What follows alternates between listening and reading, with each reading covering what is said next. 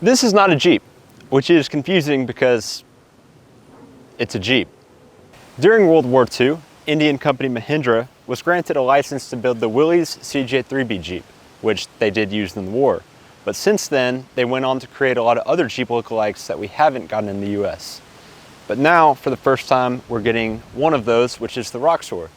And this is a lot like that classic Jeep. However, there are a few modern elements to it. First being the engine. The Roxor was powered by a 2.5 liter turbocharged diesel. It's an inline 4 that makes 62 horsepower and 144 pound-feet of torque from the factory. However, this one's been modified to make almost 200 horsepower. I was going to go on to list all the other features about this, but there aren't really any other features. It's got solid axles, 4-wheel drive, leaf springs, steering wheel, and a 5-speed manual. And that's all there is to it. So let's go for a drive.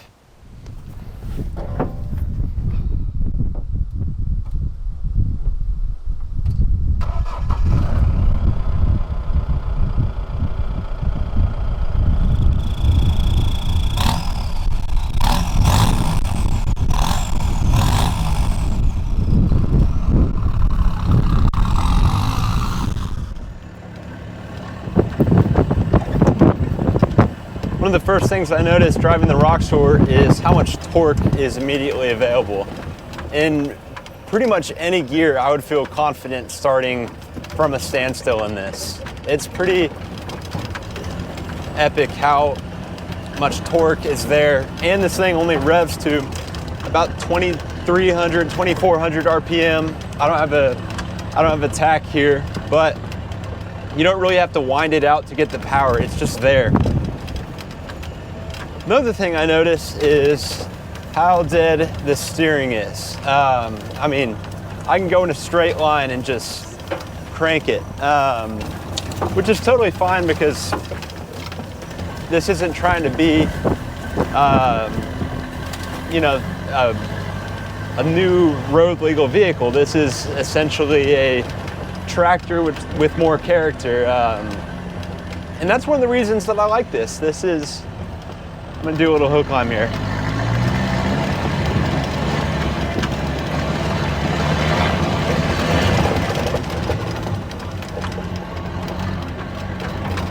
Oh.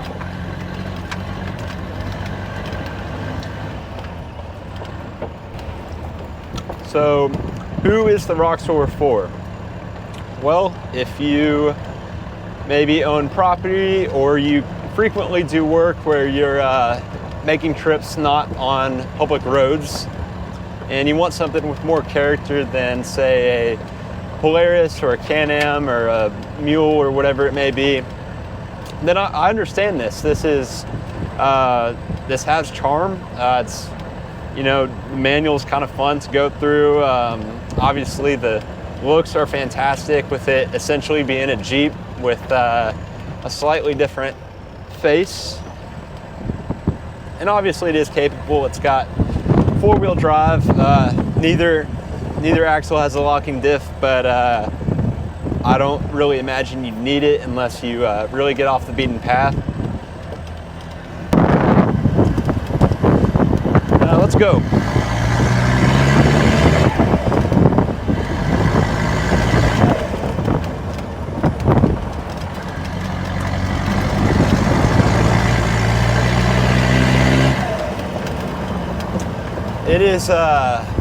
It is no sports car, I'll tell you that. However, it's kind of fun to drive fast, which could be incredibly dangerous, but now you know.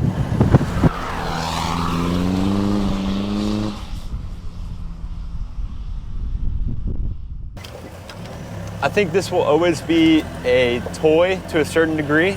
I don't think you could argue that this is more practical than buying an old truck or you know, the equivalent Polaris or Can-Am or Mule. But I will say this is very fun to drive.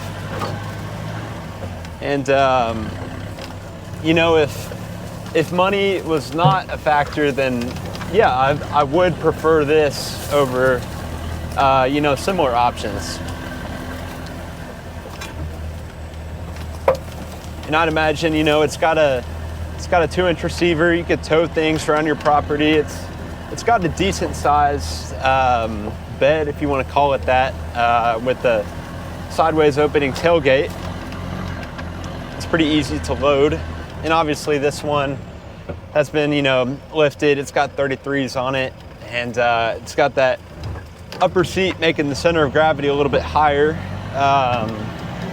But for the most part, I think I'm getting a full idea of what the Roxor experience is like.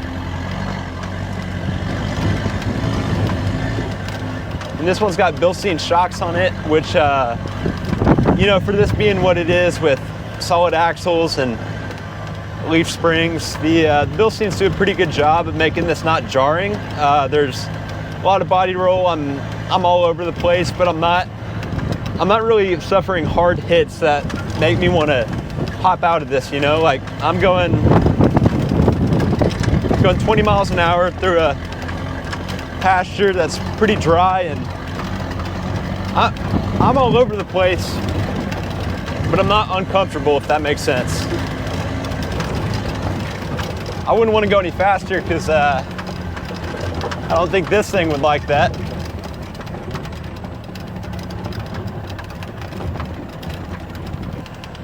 If you're familiar with these Mahindra Roxors, Jeep has actually been quite upset with them. As you may imagine, you know, building a Jeep and calling it a Roxor wouldn't make Jeep happy. So this thing has actually been facelifted, I think 3 times now. So this is the original version, but then the second facelift, or but the first facelift that they did kind of made it look more like a Toyota FJ40.